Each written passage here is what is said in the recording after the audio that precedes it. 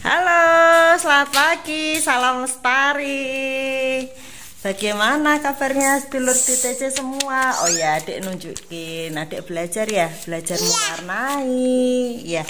Nah, pagi ini Mas Alex memberikan materi latihan membuat bonsai buat anak. Iya, membuat bonsai. Nah, tujuannya itu untuk melatih rasa anak-anak. Jadi nanti kita tanya-tanya ke anak-anak gaya bonsainya seperti apa gitu. Yuk, anak-anak udah di depan di taman. Kita di depan, capcus. Ayo. Oke, kita tanya dulu yang pertama. Dek Dian. Halo. Ini tanaman yang dipilih tanaman apa? Ini tanaman kemuning. Tanaman kemuning. Nah, ini mau diapain, Dek Dian? Mau diutek-utek. Mana ini? Jadi tadi sudah belajar di internet. Iya, kalau biasanya kan cuma bantuin bapak tok.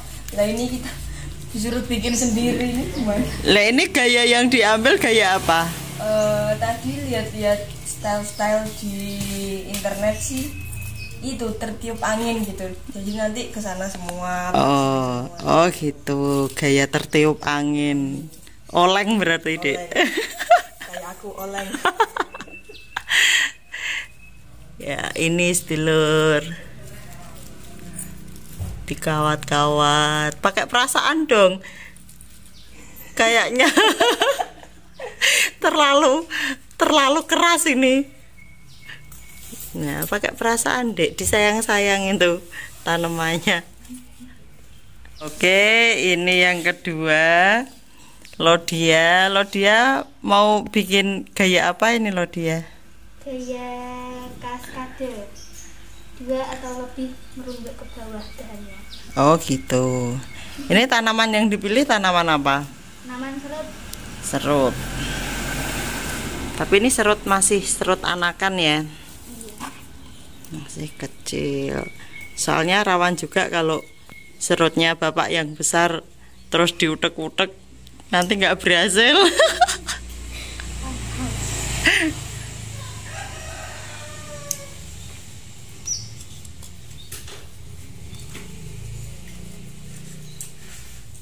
Dikasih waktu berapa menit sih?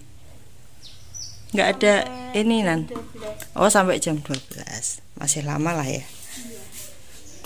Oke, peserta pembuat bonsai selanjutnya adalah Mas Gil. Halo Gil. Halo. Kamu tanaman apa sih mbak pilih, Gil? Tanaman kemuning. Kemuning.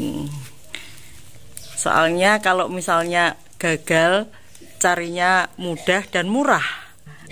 Jadi kalau untuk pemula, percobaan sangat bagus. Ini kamu pakai gaya apa ini, Gil? Gaya Gaya apa? Bukan gaya bebas loh ya. bebas ini. Gaya apa, Gil? Kamu tadi belajar di internet apa enggak, Re? Belajar. Terus ada berapa gaya Banyak bonsai? Kamu mau yang Jepang apa yang Cina? Jepang. Gaya Jepang. Lah, ini gaya apa, Gil? Piye sih?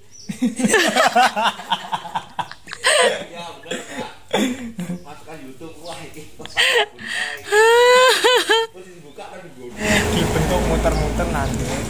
Dibentuk muter-muter. Enggak, kamu tuh tadi belajarnya itu kan ada gaya-gaya Kalpataru, terus tadi Lodi itu tahu gaya apa, Dian tertiup angin. Kamu gaya muter-muter itu gaya apa?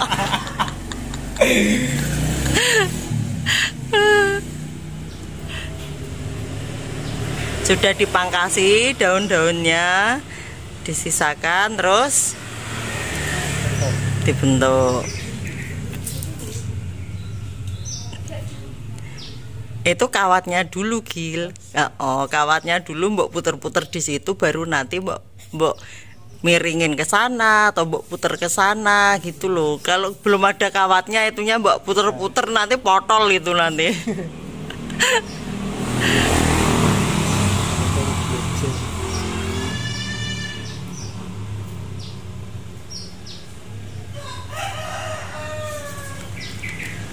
Mulai serius lur. Tapi entah apa yang terjadi nanti.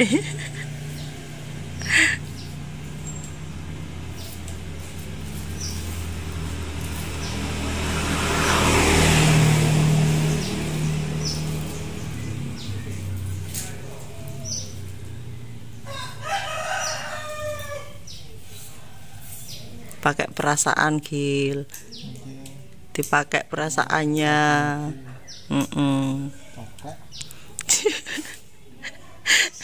Coklat besok dibeliin ibu lagi toh. Murah nih kok.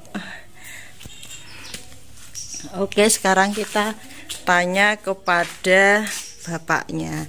Halo Pak. Halo Bapak Alex, selamat pagi. Sayangku, selamat ulang tahun. Lewat lama. Sayang, nih mau tanya. Anak-anak ini kenapa kok disuruh membonsai? Ya, bonsai itu kan salah satu cara, bukan satu-satunya, tapi salah satu cara untuk mengolah rasa, mengolah perasaan.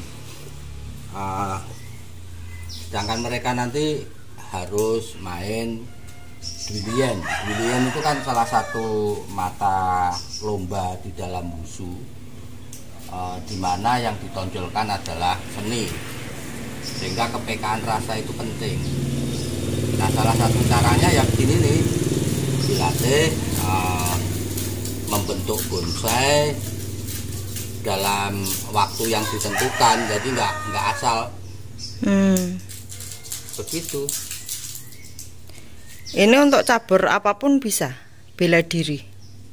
Ya kalau bela dirinya bela diri MMA ya nggak cocok lah, mereka nanti terlalu lembut. Tapi yang ada unsur seninya, jadi misalnya kalau karate ya kata, terus apa ya, taolu itu bisa. Nggak, maksudnya cabur yang di bawah kita gitu, maksudnya di tempat kita itu kan ada Muay Thai, ada wushu, ada karate, ada yang mudo kan gitu. Yang bisa ya berarti karate sama wushu. Karate sama wushu aja ya. Nah itu Muay Thai itu kan juga ada awalannya itu kan kayak ada menarinya itu. Itu cukup dengan menari saja. Oh, karena gitu. tarinya kan tidak bebas. Itu kan pakem, jadi tidak ada imajinasi di sana. Kalau paham bedanya kan? Iya. Nah kalau itu kan harus ada imajinasi. Gitu. Jadi misalnya aku menyerang begini, ini akan bagus apabila sambil salto atau musuhnya terus roll ke sana sekian langkah, aku lari sambil melompat. Nah ini imajinatif sifatnya, jadi harus bayangin gitu. Oh gitu. Lah kalau misalnya tadi kan bilangnya kan ini untuk mengolah rasa. Kalau fight itu kan juga rasa itu kan juga dibutuhkan toh ya, untuk mengetahui itu. Kalau mereka bela dirinya belum terkuasai sepenuhnya, itu diberikan rasa, itu diberikan tekniknya belum matang, nanti jadinya ya ini terlalu lembut. Jadi ya nggak apa-apa diberikan pada petarung-petarung, tapi petarung-petarung yang sudah apa ya, jenuh dengan teknik, bahwa teknik itu akan lebih bagus apabila diberi sentuhan rasa. Berarti yang sudah menguasai lah ya. Ya. Berarti aku perlu juga ini sayang. Ya perlu juga. Tapi rasaku itu sudah cukup untuk jenengan kok sayang. Aduh, jelas deh. Yang nah kalau misalnya bonsai kayak gini dipakai buat latihan, itu nggak rugi dah? ruginya gimana? Ya nanti kalau misalnya nggak jadi atau awut-awutan itu kan anak-anak kan masih taraf belajar. Tadi gila aja ditanya itu gaya apa, gaya mbuh. Gak jelas. Sebenarnya yang dilakukan oleh pebonsai itu kan mencoba menirukan apa yang dilakukan alam terhadap tanaman selama bertahun-tahun. Ya. Jadi misalnya begini, ada tanaman di hutan karena hutan itu dipakai untuk berladang, maka pohon ini dikepras, lalu dia bercabang nanti pada usia tertentu dikepras lagi karena dianggap mengganggu karena ini bukan tanaman produktif. Maka lama-lama si pohon ini akan membentuk percabangan yang berbeda. Jadi tua tapi tetap pendek. Tapi akan terjadi perubahan pada batang-batangnya. Ada juga tanaman yang tersambar petir. Nah, dia mencoba bertahan hidup. Ada tanaman yang terkena longsor. Tapi dia masih mencoba menahan, mencoba bertahan hidup. Itu. Nah, sekarang ketika proses alam ini dilakukan secara cepat, maka tentu aja ada risiko. Bukan hanya anak yang latihan, pebonsai aja mungkin dia sudah berapa kali gagal dan mematikan bonsainya. Nah, kalau melatih itu kan sebenarnya kita mendidik. Nah, jerbasuki mawa beo kalau orang Jawa bilang. Apa itu? Jadi untuk menjadi baik itu dibutuhkan biaya. Oh gitu. Anggap aja itu ongkos rekeningnya berapa sih harga tanaman itu. Nah, kalau anak-anak itu kelak menjadi pendekar yang bagus, syukur-syukur sambil jadi pendekar mereka jadi pebonsai, kita kan ikut senang, gitu. Mas, itu tadi anak-anak itu milih tanamannya itu milih sendiri, apa jenengan pilihin? Enggak, mereka milih sendiri. Oh, berarti ya mereka pinter-pinter ya. Pinternya itu tidak memilih bonsai yang sudah yang sudah bagus, tinggal ini.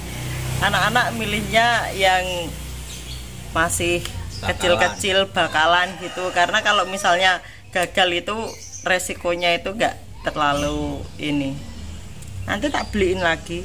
Nah, aku ke Bandungan. Ya, jadi tiap hari mereka suruh aja bikin kayak gitu biar perasaannya peka. Kalau aku malah begini kok, kalau mereka berhasil dalam beberapa bulan rasanya terbentuk dan bisa membentuk bonsai dengan bagus, ya sudah jual aja gitu. Gitu. Jadi mereka dibelikan itu bakalan, terus suruh bentuk, terus dietalasekan. Ya kalau laku dijual ya itu rezeki mereka. Tapi sekarang ini ya udah banyak ya orang pada bikin kayak gitu.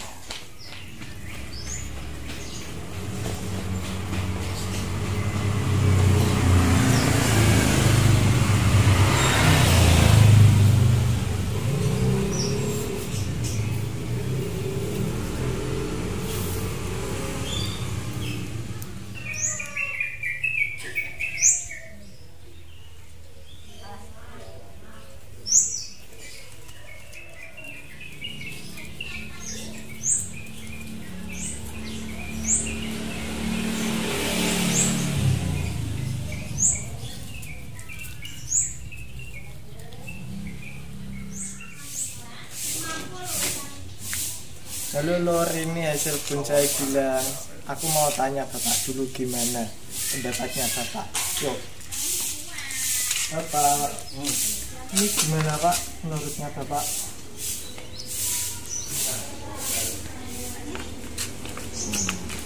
Ini kamu pakai gaya apa? Bukan Pak. Berarti anti mainstream.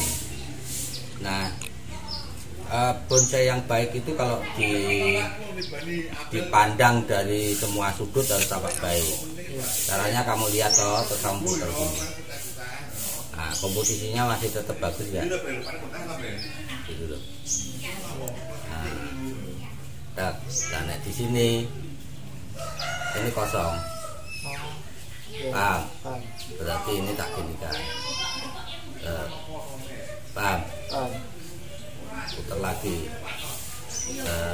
Nah, ini tidak seimbang. Terlalu berat di sini, ya toh? Berarti ini tak putar lagi. Ya, harus tetap seimbang. Nah, ini masih.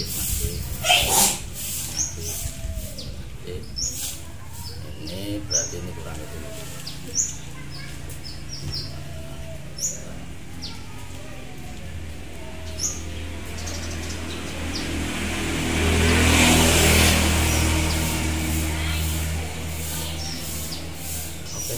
Nilainya Pak 1 sampai 10. Ya, nggak bisa. Nggak bisa. Karena ini harus kita lihat apakah yang kamu tepuk itu ada yang mati. Kalau misalnya batang ini jadi mati, kan ini tadi waktu ngawat, akarnya goyang nggak? Goyang. Nah, kalau akarnya goyang ada yang putus di sebelah sini, maka batang ini pasti mati. Sama itu. Jadi nggak bisa merangkai terus dinilai langsung, nggak bisa, harus dilihat dulu beberapa bulan ke depan. Terus bagaimana kamu mempertahankan keseimbangan ini? Bukan berarti harus begini terus, tidak. Nanti kalau ada cabang prinsipnya gitu terus dilihat. Itu apapun gayanya itu harus ada keseimbangan komposisinya. Gitu.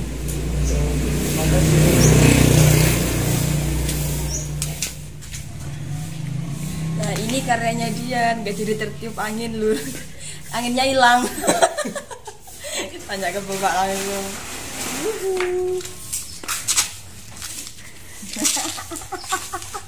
Siapa yang lihat tuh meliuk lurus. Nah, kalau ini dari sini bagus.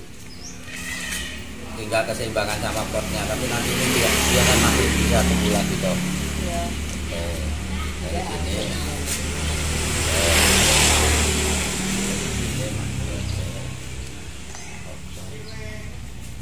Oke, komposisi ini bentuk keseluruhannya, keseimbangannya oke.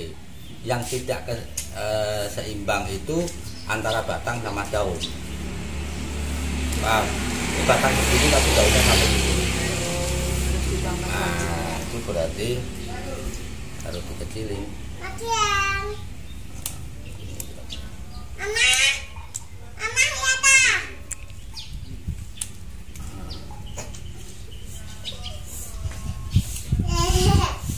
Itu matanya nggak harus sampai di pojok sini.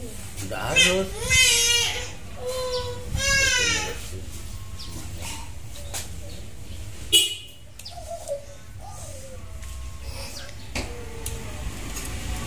Jadi pendek-pendek gitu ya Mas ya?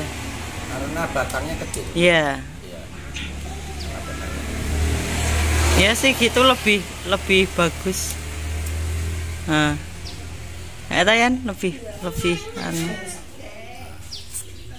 Oke. Ini lebih. Nilainya Nggak ada nilainya, harus dilihat ini bertahan. padahal itu tuh anak-anak itu tuh pengennya dinilai loh. Ya, Dari sendiri aja. Itu. Oke 10.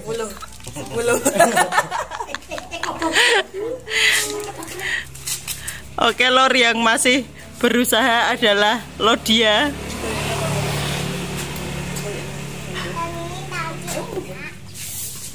Ini karyanya Lodi. Coba tanya pendapatnya Bapak. Gimana? Ini konsepnya apa? Air terjun. Air terjun ini nggak masuk. Kenapa kok nggak masuk, Mas? Kamu lihat dari sini bagus ya komposisinya. Dari aku lumayan. Kok bisa lumayan? Jomplang ke sini tuh ya. Jomplang ke sini kecuali ke sana. Ini agak besar ke sana. Atau ini panjang ke sana semua. Oh iya. Tapuan di sini harus sedemikian rupa supaya tidak jomplang sama ini kan gitu. Nah kalau dari sini masuk nggak? Nggak masuk. Jadi ini kalau diputer ini Nggak harus masuk, kelihatan belas. komposisinya bagus. Ini hanya bagus kalau begini.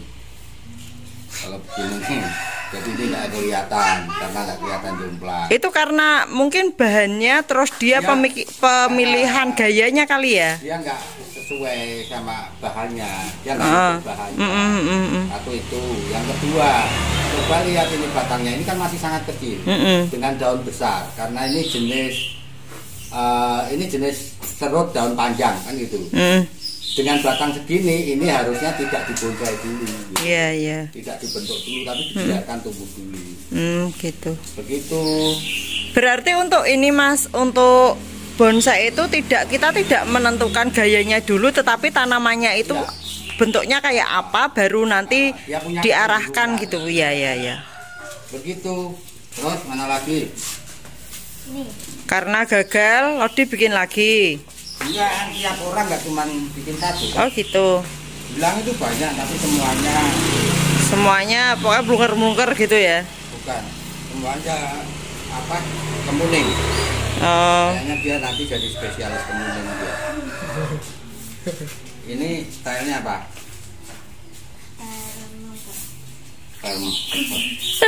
setel blungker. Style. Ini terlalu dekoratif. Dekoratif itu kalau dilihat dari sini bagus, tapi dilihat dari sini Iya, nggak bagus. ya toh. Itu belum lagi kalau yang pelebok itu harus dibeginikan itu tetap bagus. Jadi kamu sudut pandangnya kamu alihkan ke atas bagus, dari sini bagus gitu loh. itu nggak kayak freestyle, malah kayak love. Yang berarti dari ketiga Saya satu lagi.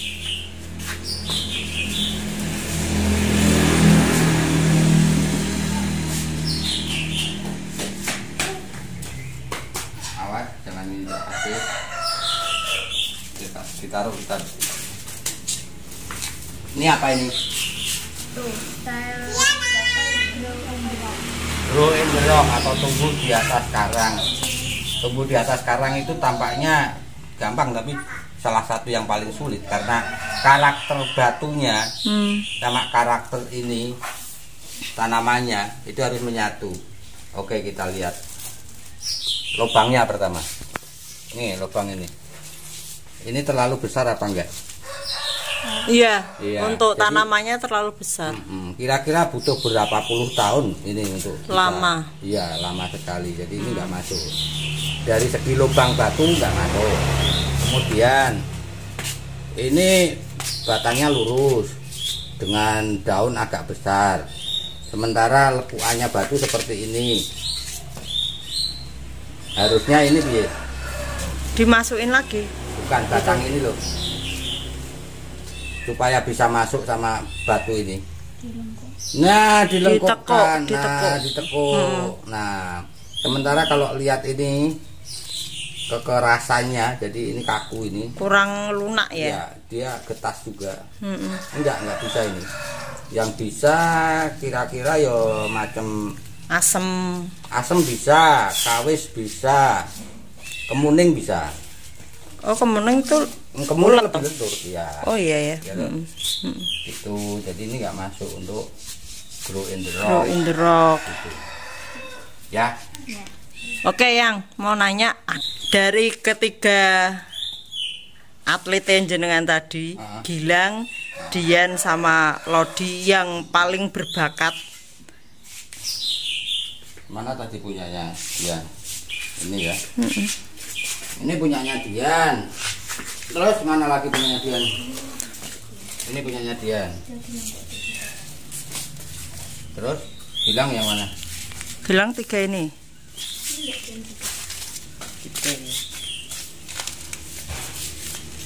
Ini Dian juga ini. Iya, Ini kamu bentuk apa? Mau kamu bentuk apa? Dian. Hah? Tertiup angin. Ya harusnya ini biar berdiri aja.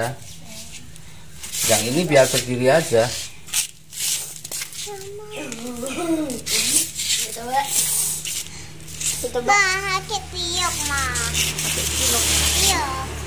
Nah biar berdiri aja.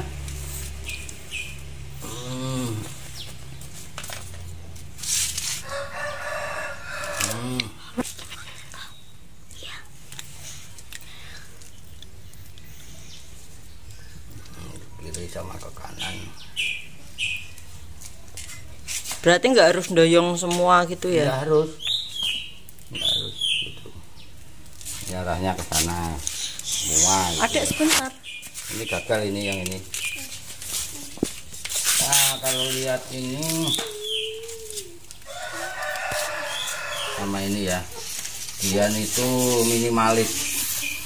Minimalis, dia cenderung memilih yang simple, kecil, simple dan gampang gitu loh. Jadi kepribadiannya Dian itu nggak suka yang rumit-rumit. Dia suka yang segalanya itu yang gampang gitu loh. Paham ya? Dia nggak suka persoalan yang besar-besar gitu, nggak suka dia. Itu kepribadian yang tampak dari bonsai itu. Kalau Gilang orang yang suka melakukan eksperimen, coba-coba. Kayak kakak untuk nyoba minuman. Orangnya dari sini ya, dia banyak melakukan eksplorasi. Jadi misalnya ini dia tekuk sampai bisa balik, yang ini dia biarin. Ini beda lagi sama ini. Konsepnya itu beda. Tiga itu beda semua. Itu sementara Dian ini dua ini konsepnya masih sama. Karena yang ini gagal, kalau yang ini berhasil berarti dia bisa melakukan eksperimen. Jadi nanti tekniknya Dian jangan diberi teknik yang aneh-aneh gitu. Aneh-aneh ya, bukan teknik yang membutuhkan improvisasi. Jadi tekniknya pakem, simple, tapi dia lakukan itu terus. Gitu. Kalau Gilang ini ya, sama kayak dia kalau main ya. Iya, dia banyak mencoba-coba tekniknya malah kalah kan. Tidak bisa dibohongi, Gil. Tidak bisa dibohongi, Gil. Dia itu tidak bisa Ketahuan deh. Ya, lihat. Ya itu tadi, Lur. Memang metode latihan Mas Alek itu aneh-aneh, suka aneh. Dulu waktu pertama aku ikut Mas Alek juga sering nangis, disuruh ini itu yang aneh-aneh kayak gitu. Tapi unik sih dan berhasil buat aku. Semoga buat anak-anak juga metode latihan yang aneh-aneh ini juga untuk kehidupan anak-anak ini bermanfaat. Amin. Gitu, amin. Sayang, dadah dulu sama sedulur DTC. Oke, sekian dulu video kali ini. Salam Sari.